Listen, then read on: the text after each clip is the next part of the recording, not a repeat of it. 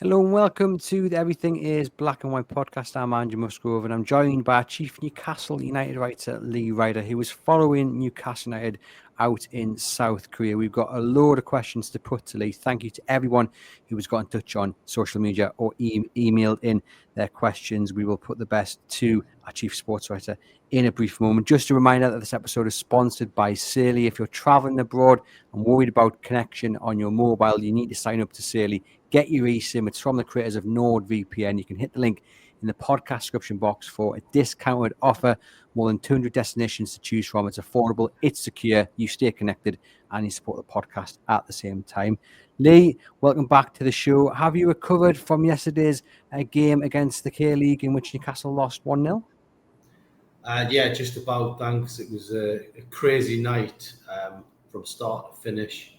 I mentioned on a couple of the videos I've done about the traffic chaos in the build-up to the game. Even the team got kind of snarled up in that as well. So they were delayed going to the game and it was tough for them. They had police escort and even that wasn't enough to beat the traffic here. It is, you've seen nothing like it. Been to a lot of different countries, but this is pretty intense, the heat and the traffic as well is unbelievable. But today has been slightly cooler, and I think the players have had a lot of downtime at the hotel, so it's probably put them in good stead for that final game. Yeah, they play Spurs on Sunday, and I guess there with you mentioning the temperature and what have you, it was pushing close to 40 degrees yesterday. Is that something we've got to consider when we look at the performance against the K-League All-Stars? Because it wasn't great. It's another defeat in pre-season, but I guess when you are playing against a team who is made up of stars who are kind of midway through their campaign, who are used to these conditions, then we've got to maybe cut the Newcastle United squad a little bit of slack when we kind of critique their performance yesterday. Yeah, I mean, it's a massive factor. I've never experienced heat as high as this. It's just been unbelievable. And like even just walking around in the street, you can walk up the street for about a minute and, you are absolutely sweating. It is really, really intense. So it's a really difficult one. But I think for the players, yeah, you probably do have to cut them a little bit of slack. The performance against Arsenal and Singapore was absolutely fine. The result sadly didn't go their way. Last night you could question they've lost to a K-League 11, but there was some good players on that pitch and it was a very tough night. And I think, as you say yourself, the conditions are, Newcastle went out there and they've only just sort of got used to that stifling heat. And then obviously it cranks up even more. So yeah, it was one where the K-League players will be more acclimatised to this, and Newcastle, I think they'll be happier when they come back to cooler climes. That being said, as I mentioned, there is another defeat in this pre-season. And I know you spoke to Kieran Trippier after the Arsenal game and you asked him about whether results really matter. I think it's always funny when we get onto that kind of question, because if Newcastle had won their first three, we'd be trying to tie people down to the chair and saying, don't get ahead of yourself. But we've lost all three, and it's a bit of a concern for many. I mean, where do you sit on it, Lee? I mean, obviously we want them to be winning games because we want to breed that winning mentality ahead of the new campaign. But is it all about getting energy into the legs and minutes under the belt for you?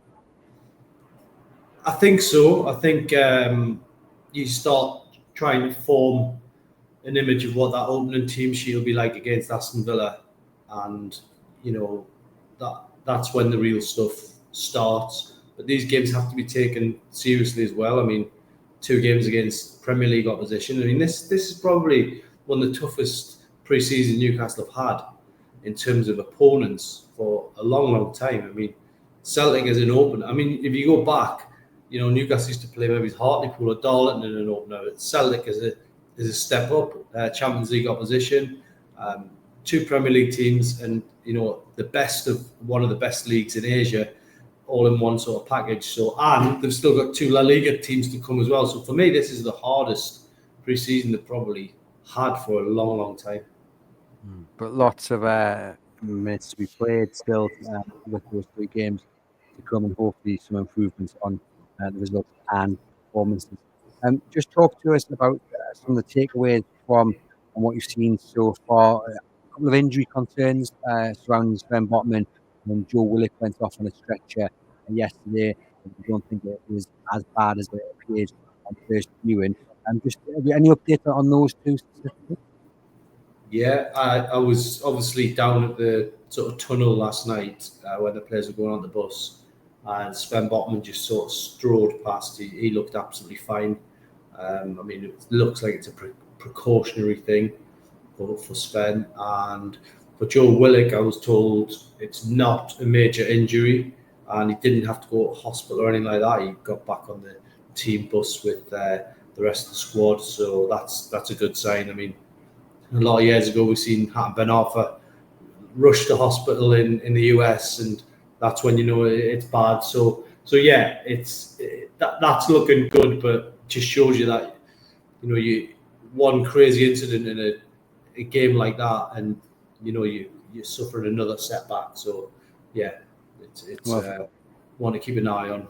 For fans of a certain age, you'll remember Alan Shearer going down in a pre-season friendly, which ruled him out for the majority of that season. Hopefully we avoid that with any of Newcastle's stars. How has Anthony Elanga done on this tour so far? Obviously Newcastle's only signing so far this summer. Big money, big expectation on the young man. Have you been impressed so far from what you've seen?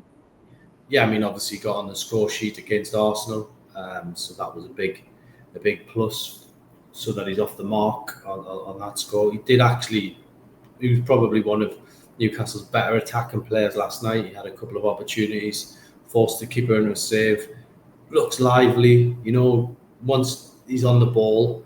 I think he's going to be a good signing. My only thing is that,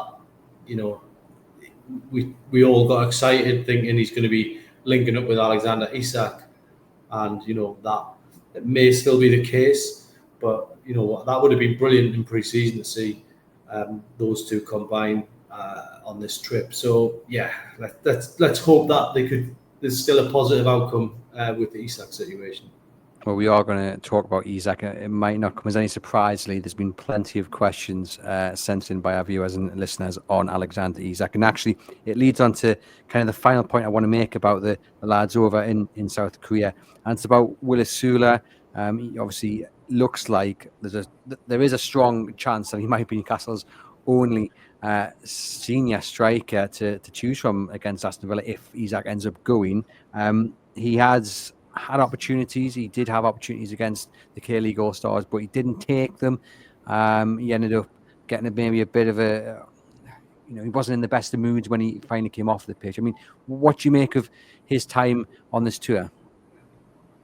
Probably disappointing. I know we're sitting here saying that pre-season results aren't important, but I think he could have really benefited from getting on the score sheet in one of these games. He's had chances, he hasn't been able to take them. I don't know if had he put one away against Celtic, that might have changed it, just the way things work with strikers. So he's on a bit of can you call it a drought in pre-season? I don't know if you can, but he's certainly in all 3 games he's had opportunities to score and hasn't been able to take them. I think,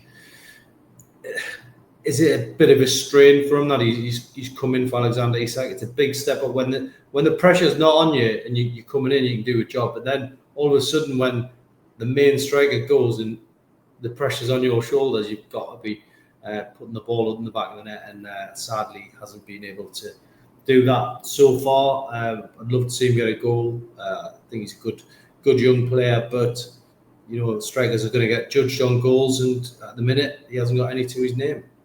I guess that is where Eddie Howe's man management comes in, because for all he's saying, we want to have Alexander Isak at the end of the window, etc., etc. He's our player. I'm sure Willis Sula is asking the question, maybe not at Eddie Howe, but maybe through Jason Tindall, whoever, and there will be that question about whether, is it all on me now? And he would have benefited from having not just one but 2 other strikers maybe to work off this summer. But as it stands right now, he is the only striker Newcastle United can turn to for this Spurs game. And then we'll wait and see what happens for those games in the Seller Cup the week after. Let's go on to then Alexander Isak. We have plenty of questions sent in. We have to start, Lee, with the news that broke overnight and has ran into this morning about the striker training at Real Sociedad's training ground. That's his former club. He is reportedly there. He's working outside of the team's hours. He's got his own staff there. He's keeping fit. Obviously, he's not on this tour. The club have said it's due to a minor thigh injury. A lot of people, Lee, not very happy at this news that he is obviously not just not on the tour, but he's now not even on Tyneside. I mean, what's your understanding on this story and your opinion on it as well? Well, I would be absolutely livid if I was Eddie Howe. Absolutely livid. Are we meant to feel better that it's out of the training hours of Real Sociedad? Is that the consolation for we know? You know, if he's not on this trip, then he should be in Benton every morning, bright and early. Certainly, there'll be staff there, and you know, we've seen it before. Players having to go down and train with the reserves. Now, I don't think that that's appropriate at this moment in time, but he should certainly be in the Newcastle United four walls and not training in a neutral zone, which is what is happening. I mean, look, this whole thing has put strain on this trip for everybody involved. From a journalist point of view, it's been a positive because we've got so much to write about. You know what I mean? It's not what we want to be writing about, but we're not short of a line. We're never short of a line with Newcastle United, by the way. But we've had so much to talk about on this trip. The ambassadors who are here, Shola Miobi, Shea Given, they've spoken about it. They've given their views with exclusive interviews on Chronicle Live. And then obviously Eddie Howe gave us those strong quotes to Chronicle Live only the other day, and those quotes went around the world. So yeah, it's been a really interesting situation. Do you think there's a way back for Alexander Isak? You know, he's exploring his options, Lee. But so close to the start of the season. Is there a way back for him? I think there is a way back. I think it's one where Eddie Howe will be desperate to just get him sat down and settled down again, and you know, the question I actually asked Eddie the other day, as good as the answers were, he didn't quite answer what I said. Can Newcastle give him what he wants?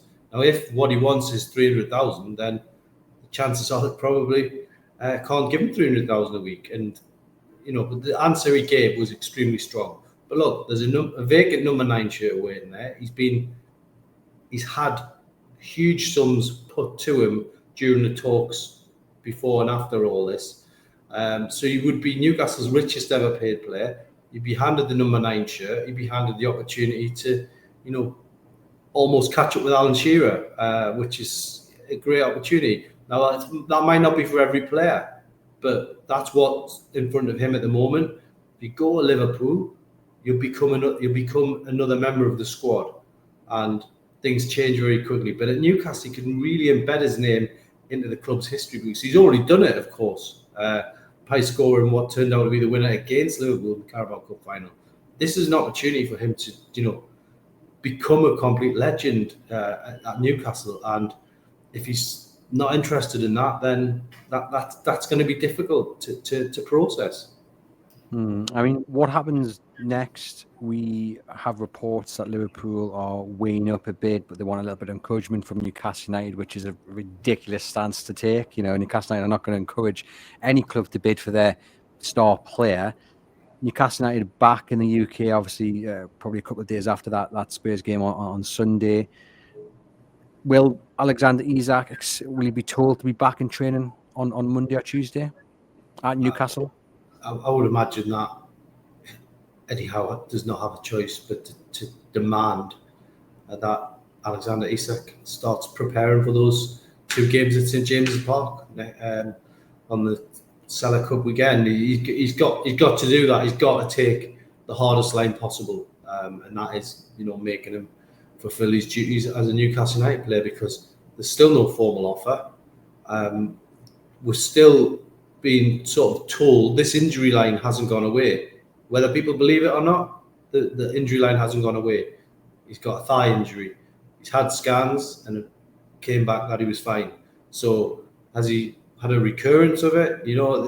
This is something that will be infuriating both Newcastle's medical team and Newcastle's coaching staff at the minute. And you can feel it around the squad, by the way. You can feel that this has got a strain. They're obviously going to put a brave face on because they've got other players to look after and they've got other people who want to be here to prepare for the season. But it's definitely had a strain on the squad.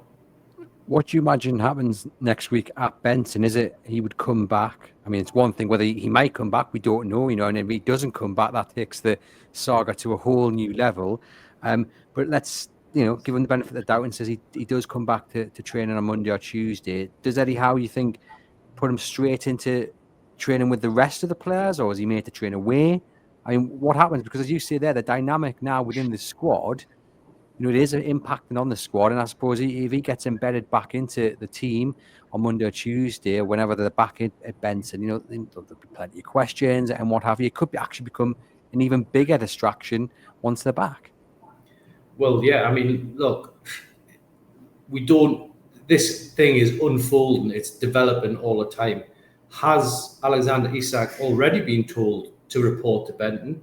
And now he's turned up in Spain, reportedly, at the Spanish end. So therefore, has he gone AWOL? It's really complex. If not, we'll put the dramatic story that I've just come up with there, we'll put that on one side. We'll say Eddie Howe demands that he turns up next Tuesday to start preparing for these two games, and then he doesn't turn up, and then we've got that similar situation again. So, look, they need to get him back through the door. They need to, obviously, to communicate, and I think at the minute it's becoming like really difficult for Eddie Howe to kind of sit there and talk, because he's saying, look, the time difference as well. That's obviously another huge factor. You know that yourself.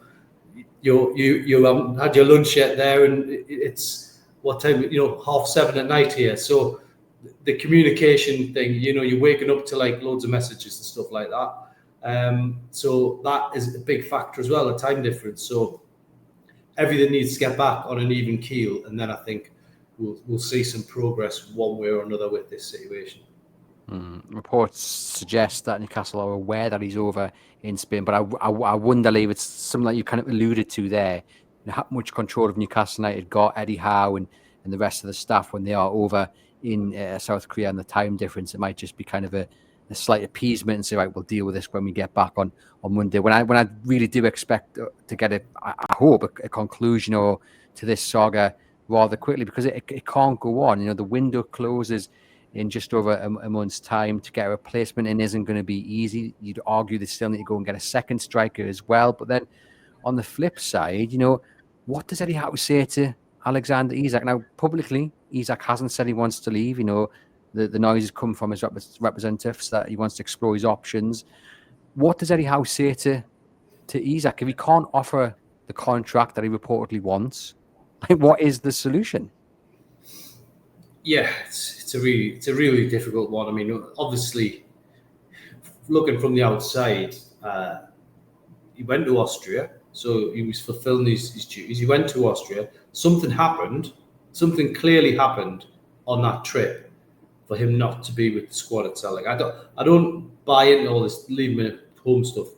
If he'd have been sat in the stands, no one would have thought any the wiser. And then people were then coming up with lots of conspiracy theories, and then the next thing he's not on the flight. So obviously something isn't right. For Eddie, it's his worst nightmare at this time of the season, because the amount of control a manager gets back when that window shuts, it's incredible, because then nothing can happen until January, and he's got to get his head down. And it just, we mentioned a couple of other scenarios there, but for me, it's very much like the Johan Kabay situation under Alan Pardew, when he went on strike, Kabay, to try and get that move to Arsenal at the time. didn't end up going.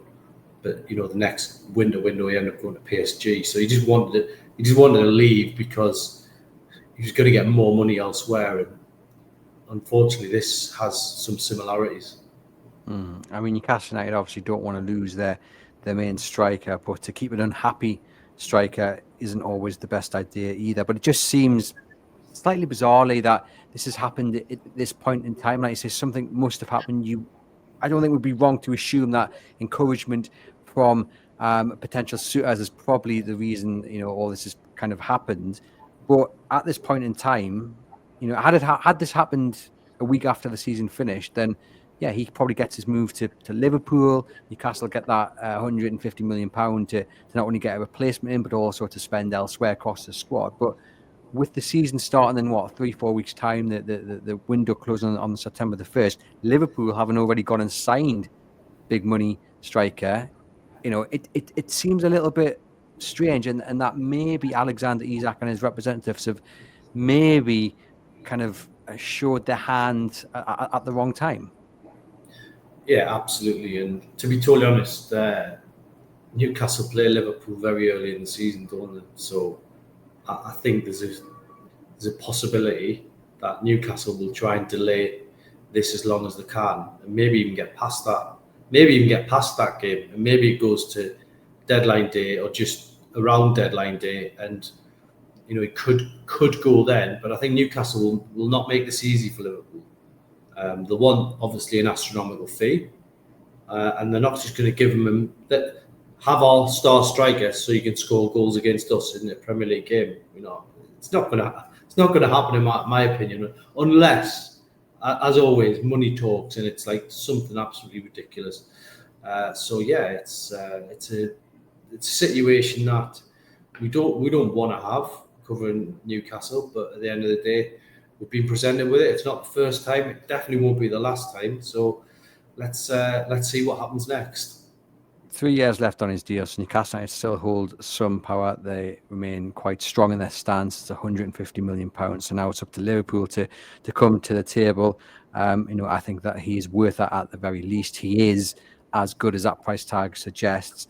But for me, Lee, they have to get a replacement in before they sell him. There's no point selling Alexander Isak if it then leaves you with Willis Sula, Ben Parkinson, and maybe Anthony Gordon having to play up top. They need to go and replace Alexander Isak before they sanction any sort of deal for him.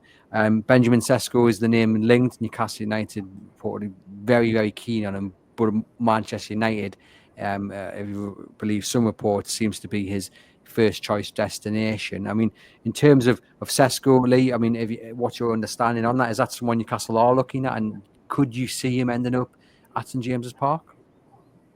Well, I think Manchester United now are being linked very strongly with Sesko. It's not the first time that they've been in for him, but by the same token, for argument's sake, can Newcastle go out and sign Sesko while the Isak situation isn't resolved? Because then you're potentially spending money that you might not have. So I don't think it's as clear cut as. I mean, I've seen a few reports saying that the wait for Isak to sign for Liverpool is because Newcastle are sourcing a replacement. Well, no, Newcastle were already trying to sign at least one centre forward, and there's no reason why Eddie Howe wouldn't go out and get a third offensive-minded player. So Callum Wilson needs to be replaced. We already had Isak there. We were trying to sign Ekitike as well not so long ago. So there's a lot of options there, and just because there's an assumption Liverpool are going to get everything that they want when they want it, it's just Newcastle United have got to look after their own interests, and I think that's what they're doing. Yoane Wissa is the other one, Lee, that's been strongly linked, and it's playing out in similar fashion to Alexander Isak, isn't it? Because Wissa's reportedly refused to train, or he said he's not going to play for Brentford again because he feels there was an agreement, a verbal agreement that they've not followed through on. Obviously, his age is causing some alarm amongst Newcastle United fans, or some Toon fans anyway. For me, I think it would be a brilliant signing if they could get that price tag down to probably under 40 million. I wouldn't want to be paying what Brentford are reportedly asking for. But again, this is a saga that we want to see end quickly, one way or the other. He either becomes a Newcastle player or he doesn't. Yeah, I mean, this is it, isn't it? It's Newcastle started this window with so much optimism. Eddie Howe wanted things done with speed. If you remember that, feels like a long time ago since that Everton game when he said that. And then since then, it's just been one sort of setback after another. And I think really the situation, it's not needed. I personally think it's in some ways now, get Aaron Ramsdale done. You've got Elanga. I think if you offered Eddie Howe the transfer window shut right now, he might take that, because then that means he's got Isak, he's got Elanga, he's got Ramsdale. He's probably got 3 of the 4 or 5 players that he would have wanted to 1 to retain and 2 to sign. So I think he would take that situation now, and that's probably a good one for the people watching as well. Would they take that situation? That the window shuts now and Isak remains a Newcastle player. Personally, I would be happy with that, because eventually I think he would. What surprises me is I've never seen Alexander Isak as a type of player that would be trying to cause trouble. He's not massively egotistical. I don't get that impression with him. I think he's very down to earth. When I've spoke to him, seems like a really nice guy. This does not fit in with the character that I know. That we don't know them as well as we know our friends and family, but you get to know players a little bit through interviewing them, and I don't. This does not match up with what my impression of Alexander Isak has been since he's been at Newcastle. Yeah, you, me, I think everyone watching, listening will say exactly the same thing, that him refusing to go on tour, him refusing to potentially train, and now reportedly over in Spain training. Like, yeah, it's not something we thought we'd see from Isak. But it's interesting that you say about the closing of the window now that it was offered with Ramsdale through the door, Langer keeping Isak. It is just in such a stark contrast to all the hopes and positivity that we had right at the start of the window. This was spoken about as being a transformational window. We'd won that Carabao Cup, the first trophy domestically in 70 years. We qualified for the Champions League. I said on this podcast that if they could sign 3 or 4 real top quality players, that a surprise title bid might not be out of the reckoning, because I think Newcastle have got that core. Now, obviously, I wasn't in the knowledge that Isak would be pushing to go, etc., etc. But to be at this stage now where we're saying that actually there could be a strong possibility that Eddie Howe would accept closing the window if he's got Elanga and Ramsdale in and keeping Isak. It's amazing to think how far we've, I suppose, not come since the window's opened. Yeah, I think people have sort of had to recalculate what the season could be about. For me, it would always be a Champions League qualification challenge again, which they've done for the last 3 seasons, qualified for 2, missed out on 1. And as always, try to win a trophy, which they managed to do last year, win the Carabao Cup. So if you offered people a domestic cup and getting back in the Champions League next year, there's no doubt about it that we take it. If you probably offered them getting back in the Champions League again for a second season running, they'd probably take that as well. But,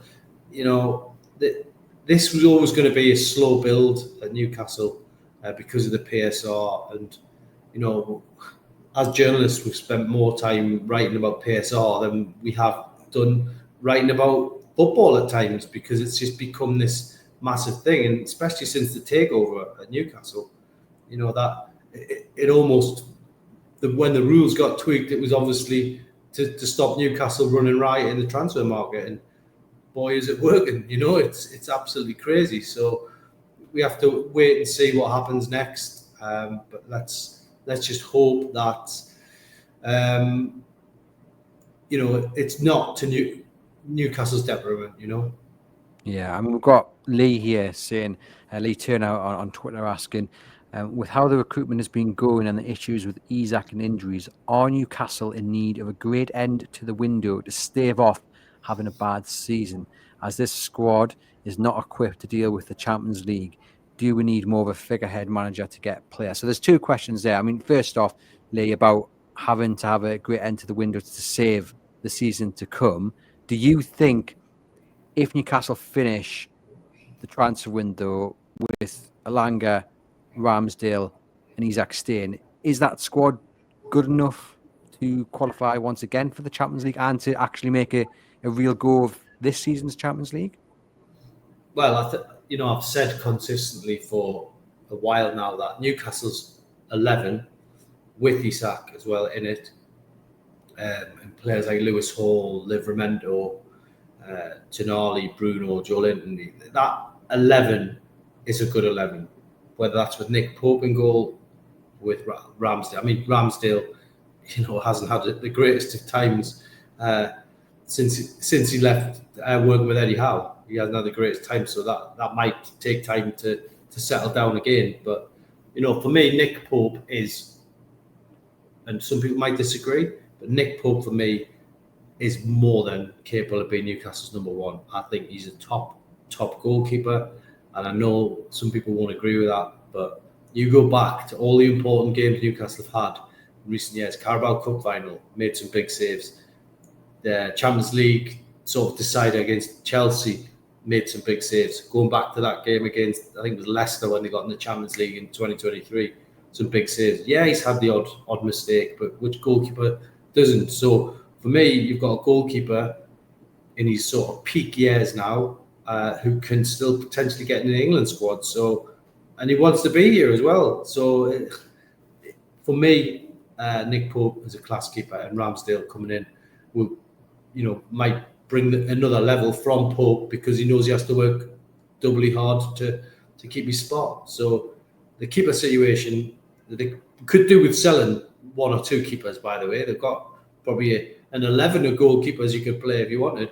But let's hope that Newcastle are smart with PSR and sell one of the other goalkeepers and sort of balance the books that way. But yeah, for me, going back to my original point, on paper, that 11, good enough to push for Champions League. Now, if injuries come in, that could change it. That's what the issue is. They need backup for that 11, and at the minute they haven't really got it. So, yeah, it's going to be interesting.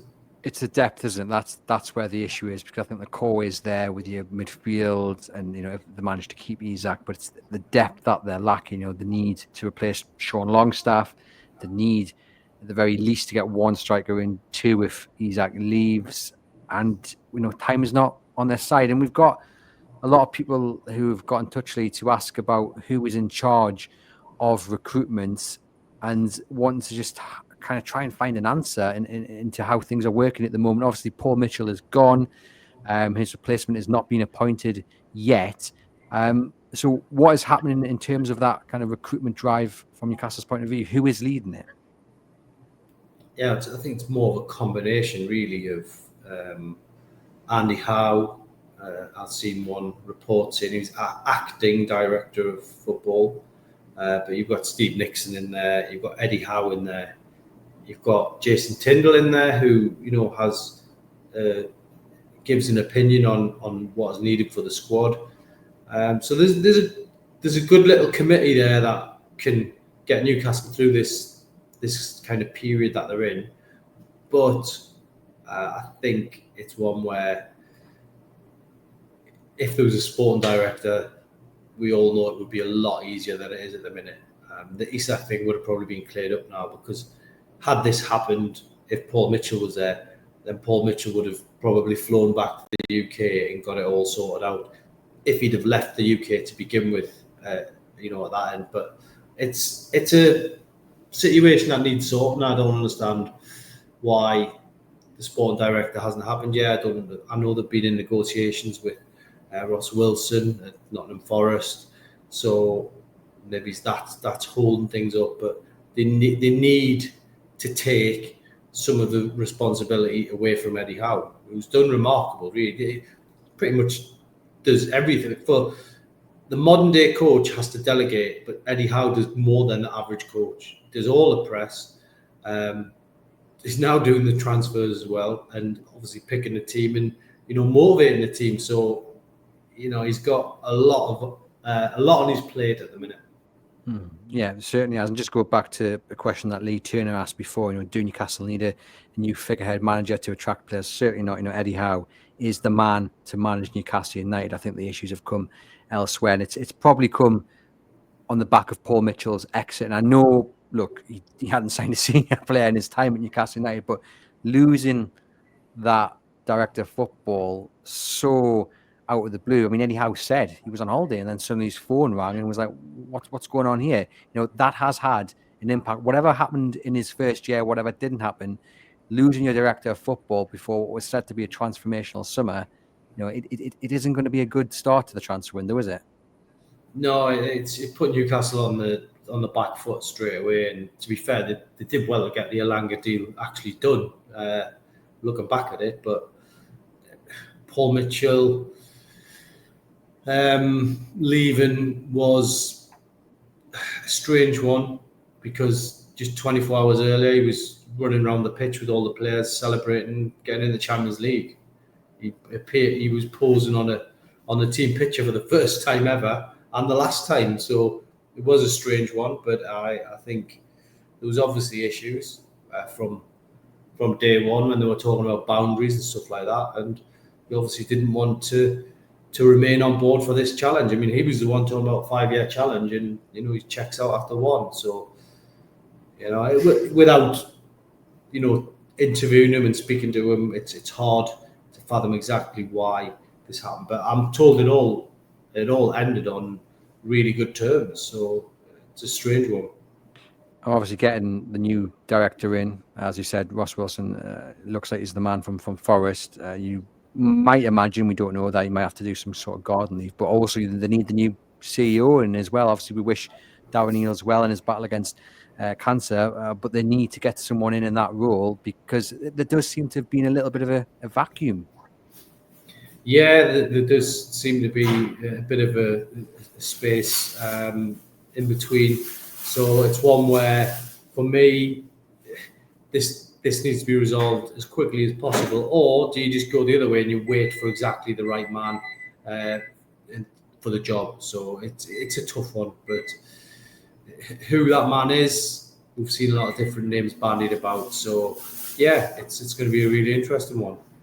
One final question, and as someone in the background seems to be cooking their dinner, Lee, how does this transfer window end in terms of incomings? Because it seems that we're all focused on Alexander Isak, and that is, I think, a concern for many, that that's where the focus is. But Newcastle still need to add to their squad. They still need a striker. They still need a centre back. Probably need a centre midfield. I mean, is it a case now that we lower our expectations and we end up seeing Dominic Calvert-Lewin in black and white coming into the window? Well, he's certainly a player that appears to be coming back into the record, and Newcastle never completely ruled out that they might get him, but it's a tough situation. But having an extra player on board is better than not having that backup. And people will have their opinions on individuals, but we'll just have to wait and see what they can do and how the Isak situation plays out. But I think they would need to have a big name in if Isak does go. There's no doubt about that.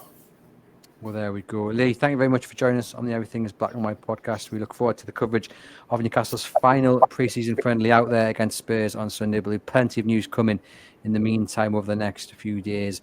And for myself, please like the video, hit thumbs up, hit subscribe, get into the comments as well. And I'll see you guys very soon.